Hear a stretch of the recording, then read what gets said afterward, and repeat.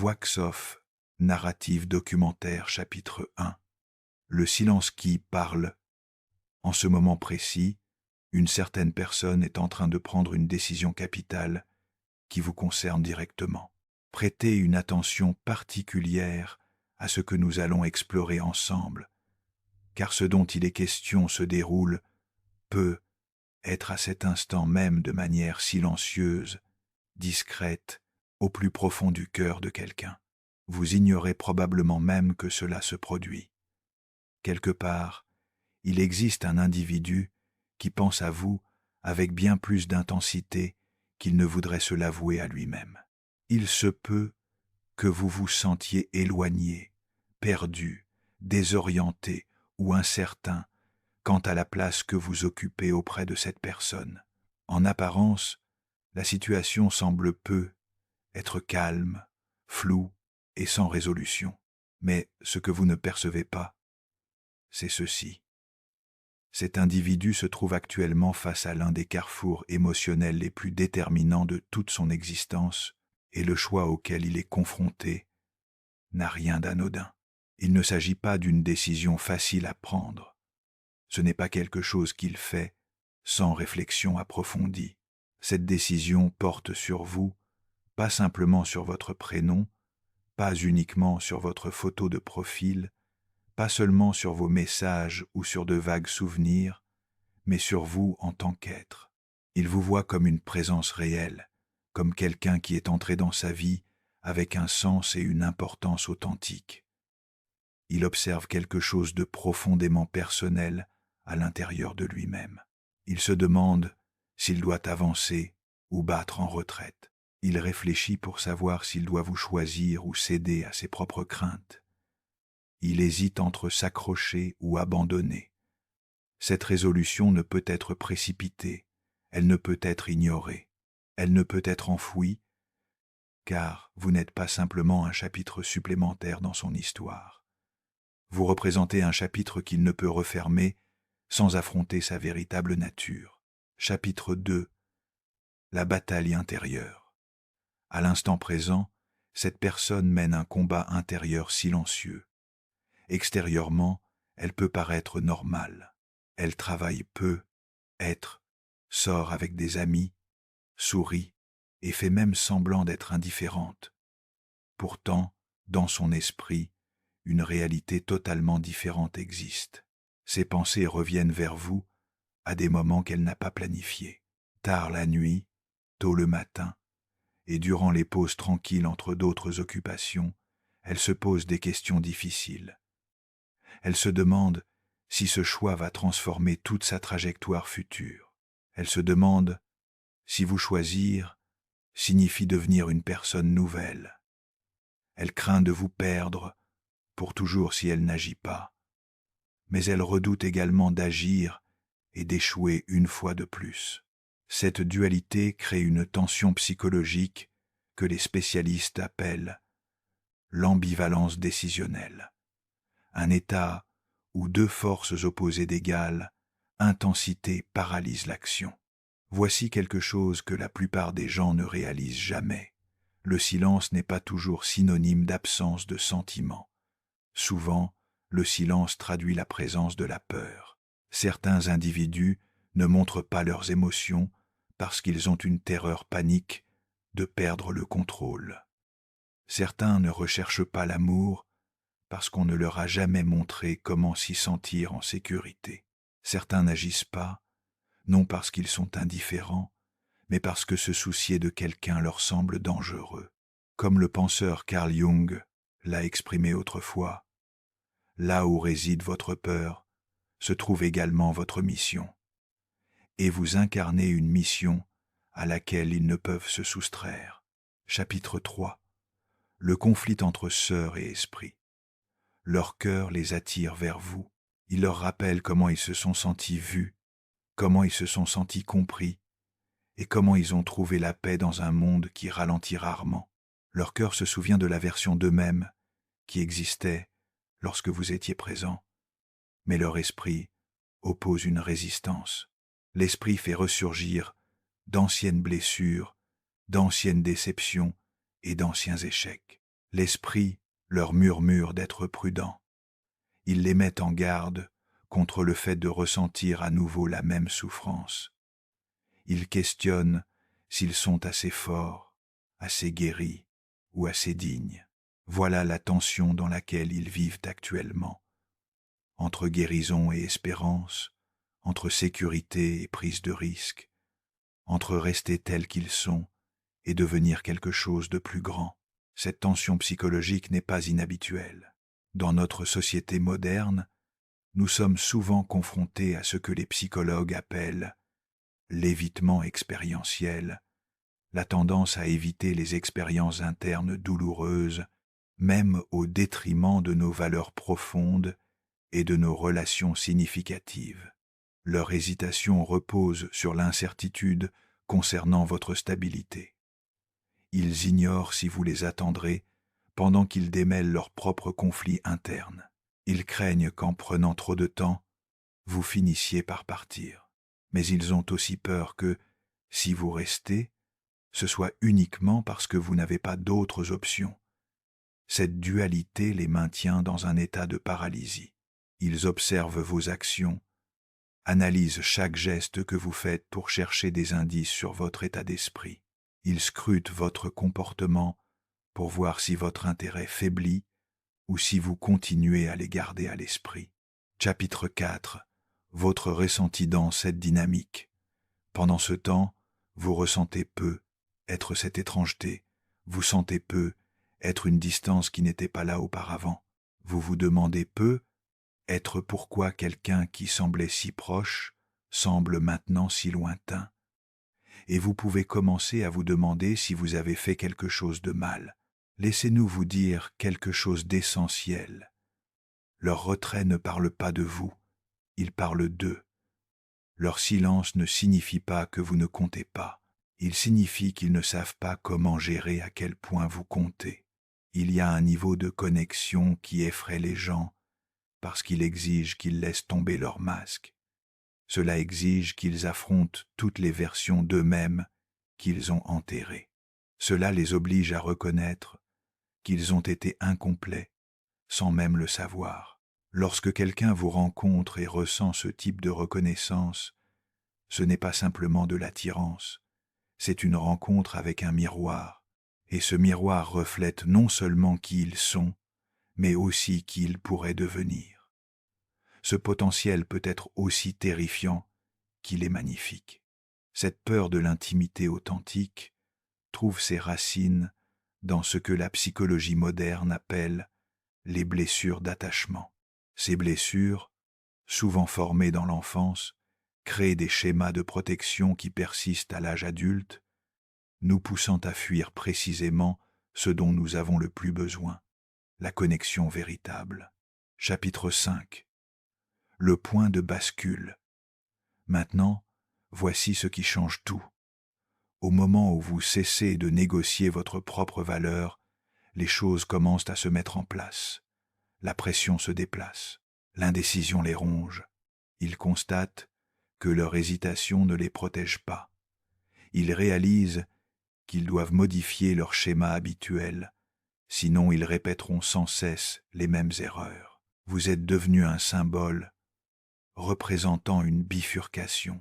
Un chemin est celui de l'évolution, l'autre est celui de rester dans l'ancien. Ils savent quelle voie mène à une meilleure existence. Ils se questionnent pour savoir s'ils vivent en fonction de leurs craintes ou en fonction de la vérité. Parce que vous vous honorez vous-même, ils doivent regarder la réalité en face. L'urgence naît lorsqu'ils voient que vous n'attendez pas. S'ils vous désirent, ils ne peuvent pas rester indécis. Ils doivent être authentiques. Leur mur intérieur va soit se fissurer, soit se durcir davantage. Certains choisiront le courage et certains se retireront. D'une manière ou d'une autre, la vérité finit par émerger. Ce moment de vérité est ce que les psychologues appellent un moment de croissance post-traumatique, un instant où la douleur de rester le même devient plus grande que la peur du changement. C'est dans ces moments que les transformations profondes deviennent possibles. Chapitre 6. Votre transformation personnelle. Vous récupérez votre équilibre. Vous vous rappelez que l'amour ne se mérite pas en attendant. Il est accueilli en étant soi-même. Lorsque vous arrêtez de rendre votre vie plus petite pour eux, le brouillard se dissipe. Vous cessez d'interpréter des signes et vous commencez à vous faire confiance. Quoi qu'ils fassent ensuite, cela sera basé sur cette nouvelle réalité. S'ils avancent vers vous, cela se fera avec intention. S'ils s'éloignent, ce sera en raison de leurs limites, pas des vôtres. La vérité libère. Vous ne vous trouvez plus entre espoir et doute. Vous êtes ancrés, le cœur et l'esprit doivent maintenant être honnêtes. Cette transformation personnelle que vous vivez illustre parfaitement ce que la psychologie positive appelle l'auto-efficacité, la croyance en votre capacité à influencer les événements qui affectent votre vie. Quand vous cessez de mendier l'amour et commencez à l'incarner, vous changez fondamentalement la dynamique de toutes vos relations. Cette personne connaît maintenant le prix de l'attente. Le silence n'est plus neutre, il est pesant. Elle voit ce qui est en jeu. Vous choisir signifie choisir la vie. Elle se demande si elle est prête à être vue et à risquer quelque chose de réel. Chapitre 7. La résolution imminente. La réponse émerge finalement de la vérité. S'ils vous choisissent, vous le ressentirez. Il n'y aura plus de doute. Leur énergie sera orientée et constante. Ils montreront par leur présence et leurs efforts qu'ils se soucient de vous. Vous vous sentirez intégré dans leur vie. Leurs paroles correspondront à leurs actes. Et s'ils s'en vont, cela aussi sera évident. Leur absence constituera la réponse. Vous n'aurez plus rien à interpréter. Vous le saurez. Parfois, les gens ont besoin de distance pour devenir celui qu'ils doivent être. Si la vie vous réunit à nouveau, cela se produira à partir d'un état de maturité. Mais votre vie ne se met pas en pause. Vous vous choisissez vous-même. Vous ne vous demandez plus s'ils vont vous choisir. Vous vous demandez si vous êtes heureux avec vous-même. Cela change tout. Cette sagesse reflète un principe fondamental de la psychologie humaniste. Votre bonheur ne peut pas dépendre de l'approbation ou des choix d'autrui. Votre épanouissement doit émaner de votre propre centre, de votre propre estime de soi et de votre propre alignement avec vos valeurs profondes. Chapitre 8. La véritable nature de l'amour. L'amour ne concerne pas la peur ou l'attente. Il s'agit d'alignement. Si quelqu'un est destiné à être avec vous, aucune peur ne l'arrêtera. S'ils ne vous choisissent pas, cela ne vous rend pas moins précieux. Cela vous montre où vous devez aller. Alors, affirmez votre valeur et avancez en paix. Laissez la clarté prendre la place du désir ardent. La décision la plus puissante a toujours été celle que vous avez prise concernant vous-même. L'amour véritable n'est pas une négociation ou une supplication. C'est une reconnaissance mutuelle, un choix conscient et répété, une décision d'honorer l'autre dans sa totalité. Quand l'amour est authentique, il ne génère pas d'anxiété chronique ou de confusion permanente. Il apporte de la clarté, même dans les moments difficiles. Chapitre 9. L'éveil de l'autre.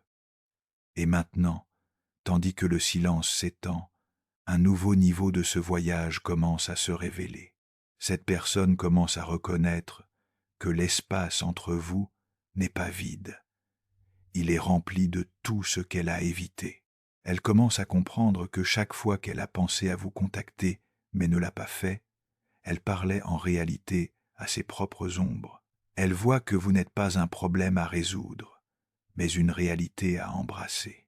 Le poids de cette prise de conscience transforme son regard sur son quotidien, les choses qui la satisfaisaient auparavant, les petites distractions, les conversations superficielles Les routines bien remplies semblent maintenant creuses et sans substance. Elle commence à voir qu'en restant dans l'entre-deux, elle perd précisément ce qui la faisait se sentir vivante. Elle examine sa vie et reconnaît qu'un cœur ne peut pas rester éternellement dans un état de peu-être sans se flétrir. Cette reconnaissance illustre ce que les thérapeutes appellent l'insight thérapeutique. Ce moment où une personne voit soudainement la réalité de ses propres schémas destructeurs avec une clarté douloureuse, mais libératrice. Chapitre 10. La lassitude des excuses. C'est le moment où la pression intérieure se transforme en besoin d'un mouvement extérieur. Elle se lasse de ses propres excuses. Elle en a assez des histoires qu'elle s'est racontées sur les raisons pour lesquelles cela ne pouvait pas fonctionner ou pourquoi elle n'était pas prête. Elle remarque que plus elle essaie de repousser la pensée de vous, plus vous occupez le centre de sa conscience. C'est ce que signifie être véritablement connecté à une autre âme. On ne peut pas fuir ce qui est déjà devenu une partie de soi. Elle commence à ressentir un sentiment de responsabilité, non seulement envers vous, mais envers la connexion elle-même. Elle commence à se demander si elle a été une bonne gardienne de la magie qui existait entre vous. Cette introspection est douloureuse, mais nécessaire. Elle retire les couches d'ego qui lui disaient qu'elle était plus en sécurité seule ou dans le silence. Ce processus de remise en question profonde correspond à ce que la psychologie développementale appelle la crise de l'intégrité. Un moment où nous devons choisir entre rester cohérents avec nos valeurs profondes ou continuer à vivre dans la contradiction. Chapitre 11. L'observation silencieuse. Tandis qu'elle traverse cette phase, elle vous observe également de loin. Même si elle ne consulte pas vos réseaux sociaux ou ne parle pas à vos amis, elle ressent le changement dans votre énergie. Elle sent que vous avez cessé de regarder en arrière. Il existe un type spécifique de gravité qui émane d'une personne qui a décidé que son propre bonheur n'est plus négociable. Elle perçoit cette gravité qui l'attire. Ce n'est plus vous qui tendez la main vers elle. C'est votre valeur qui exige qu'elle s'élève pour la rencontrer. C'est l'épreuve ultime de son caractère. Va-t-elle rester petite pour rester en sécurité, ou va-t-elle grandir suffisamment pour contenir l'amour qu'elle désire réellement? Elle commence à accepter que la version d'elle-même, qui est entrée dans cette connexion, ne peut pas être la version qui la maintient. Elle doit se transformer. Et cette transformation se produit précisément maintenant, dans le silence, dans l'obscurité et dans les moments de totale honnêteté. Cette transformation silencieuse reflète un principe fondamental de la croissance personnelle. Nous changeons d'abord de l'intérieur, dans l'intimité de notre propre conscience, avant que ce changement ne se manifeste dans nos actions extérieures. Chapitre 12. L'impossibilité de l'évasion, elle ne peut plus s'échapper. Ce processus interne profond atteint maintenant son point de rupture. Elle ne peut plus supporter le fossé entre qui elle est et qui elle souhaite être pour vous. Elle commence à comprendre que sa peur de faire une erreur est en réalité la plus grande erreur qu'elle commet. Elle regarde la vie qu'elle a construite sans vous et reconnaît que c'est une maison sans chaleur. Elle commence à ressentir un sentiment de perte qui est plus puissant que sa peur du rejet. C'est le moment où le « je dois » devient plus fort que le « je ne peux pas ». Elle voit la possibilité d'un futur dans lequel vous n'êtes qu'un souvenir, et cette pensée semble être un poids physique qu'elle ne peut plus porter. Elle reconnaît que son silence n'était pas un bouclier, c'était un mur qui la maintenait prisonnière d'une version d'elle-même qu'elle a dépassée. Ce moment de reconnaissance douloureuse est ce que les psychologues appellent la dissonance cognitive, poussée à son paroxysme, l'inconfort mental qui survient quand nos actions ne correspondent plus à nos valeurs, à nos désirs profonds. Chapitre 13. Le respecte pour votre force. En même temps, elle éprouve une sorte étrange de respect pour la manière dont vous avez traversé cette période. Elle voit que vous ne vous êtes pas battu, que vous ne vous êtes pas effondré, et que vous n'avez pas perdu votre lumière simplement parce qu'elle était confuse. Cela la fait vous désirer encore plus, mais cela lui fait également réaliser qu'elle ne peut pas revenir vers vous avec les mêmes vieilles excuses.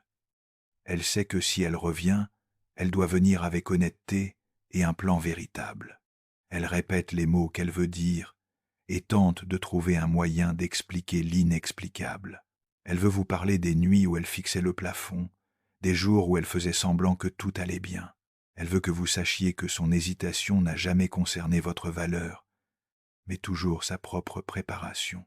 Elle commence enfin à accepter qu'elle ne se sentira jamais prête à 100%, et que la seule façon d'être prête est de faire le saut.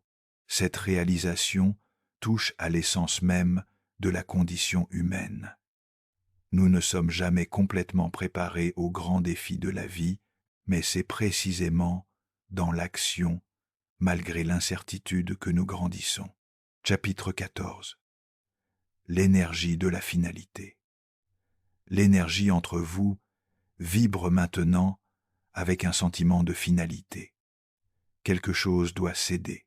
L'univers ne permet pas que ce niveau de tension reste éternellement non résolu. Vous ressentez peu être une vague soudaine de paix ou une impulsion soudaine de lâcher prise complètement. Et c'est parce que le travail de votre côté est accompli.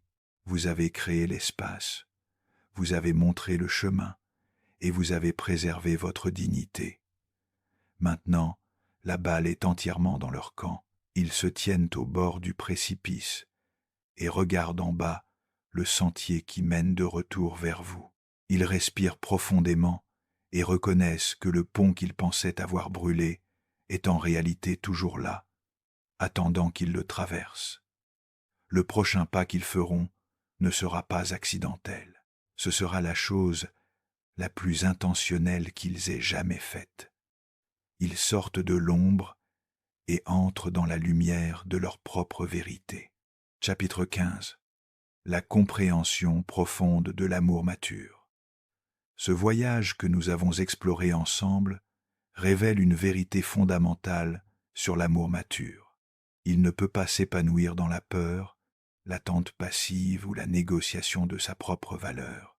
L'amour authentique exige de la clarté, du courage et surtout un profond respect de soi. Quand nous cessons de supplier l'amour et commençons à l'incarner, nous créons un champ magnétique différent autour de nous. Nous attirons des personnes qui sont prêtes à nous rencontrer à notre niveau, plutôt que de nous rabaisser au leur. Cette transformation n'est pas égoïste, c'est nécessaire, car comment peut-on donner ce que l'on ne possède pas? Comment peut-on offrir de l'amour véritable si nous ne nous aimons pas d'abord nous-mêmes? La personne qui hésite dans votre vie traverse son propre voyage de croissance. Son hésitation, bien que douloureuse pour vous, peut être exactement ce dont elle a besoin pour se transformer en quelqu'un capable de vous aimer pleinement. Chapitre 6. Les leçons cachées.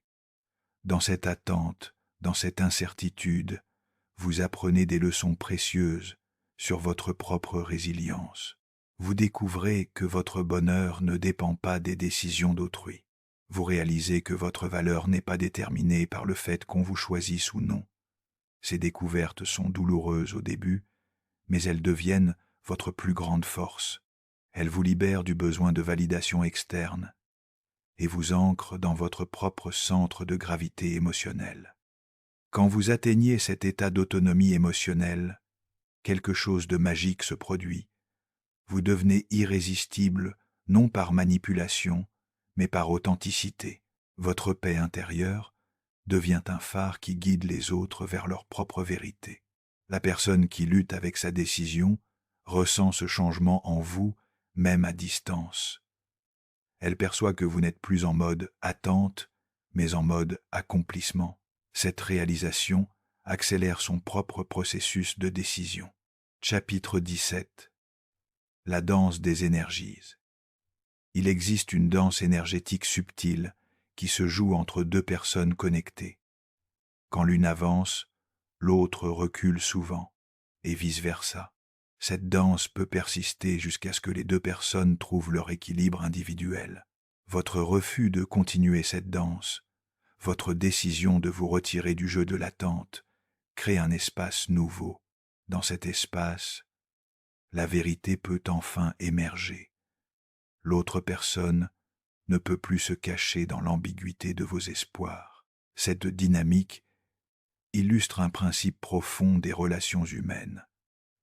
Nous ne pouvons pas forcer quelqu'un à nous choisir, mais nous pouvons créer les conditions dans lesquelles leur choix devient clair.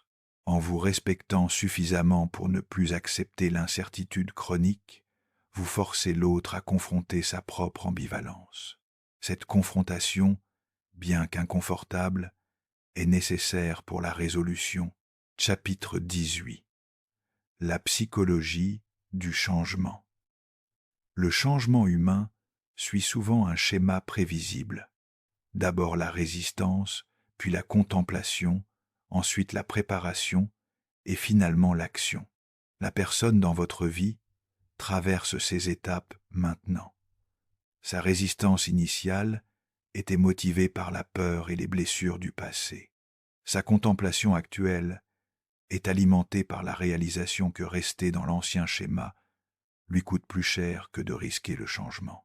La phase de préparation dans laquelle elle entre maintenant implique de répéter mentalement les conversations qu'elle veut avoir avec vous, d'imaginer les scénarios possibles et de rassembler le courage nécessaire pour agir. Cette préparation psychologique est cruciale. Elle ne peut pas revenir vers vous avec la même énergie qui l'a poussée à s'éloigner. Elle doit cultiver une nouvelle version d'elle-même, une version capable de soutenir l'intimité qu'elle désire. Chapitre 19. L'impact de votre transformation. Votre propre transformation pendant cette période a été tout aussi significative. Vous avez appris à faire la distinction entre l'amour et l'attachement, entre l'espoir sain et l'attente destructrice. Vous avez développé ce que les psychologues appellent l'amour détaché, la capacité d'aimer quelqu'un profondément tout en étant prêt à le laisser partir si nécessaire. Cette forme d'amour, paradoxalement, attire plus que l'attachement désespéré. Votre refus de vous diminuer pour accommoder l'incertitude d'autrui envoie un message puissant. Vous vous valorisez suffisamment pour exiger de la clarté dans vos relations. Cette position n'est pas ultimatum, mais self-respect. Cette transformation vous prépare non seulement pour cette relation spécifique, mais pour tous les liens futurs. Vous portez maintenant une sagesse qui vous protégera des dynamiques toxiques et vous orientera vers des connexions authentiques. Chapitre 20. L'anticipation de la résolution. Nous approchons maintenant du moment de vérité. Toutes les forces psychologiques que nous avons explorées convergent vers un point de résolution. L'autre personne ne peut plus maintenir le status quo. Son système interne de résistance s'effrite face à l'évidence. Vous êtes quelqu'un de précieux qu'elle pourrait perdre définitivement si elle ne agit pas. Cette réalisation crée une urgence qui surpasse sa peur. Si elle choisit de revenir vers vous, ce sera avec une intention claire et un engagement authentique. Si elle choisit de rester dans sa zone de confort, vous aurez la clarté nécessaire pour fermer définitivement ce chapitre. Dans les deux cas, vous gagnez.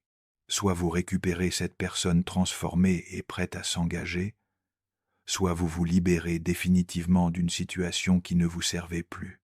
Épilogue. La sagesse de l'attente active. Ce que nous avons exploré ensemble n'est pas simplement l'histoire d'une relation incertaine. C'est l'histoire universelle de la croissance humaine, de l'amour-propre et du courage nécessaire pour honorer notre propre valeur.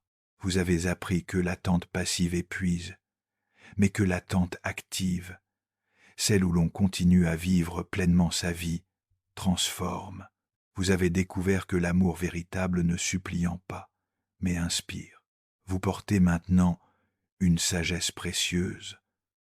Votre bonheur ne peut pas dépendre des décisions d'autrui. Votre paix ne peut pas être otage de l'ambivalence d'une autre personne. Votre valeur ne fluctue pas, selon qu'on vous choisisse ou non. Cette compréhension vous accompagnera dans tous vos futurs liens. Elle vous servira de boussole dans les moments d'incertitude relationnelle. Elle vous rappellera que vous méritez un amour clair, cohérent et choisi consciemment. Quoi que décide cette personne qui occupe vos pensées, vous avez déjà gagné la plus importante des victoires. Vous avez appris à vous choisir vous-même, et c'est cette victoire qui rend tout le reste possible. L'amour authentique commence toujours par l'amour de soi. Tout le reste en découle naturellement.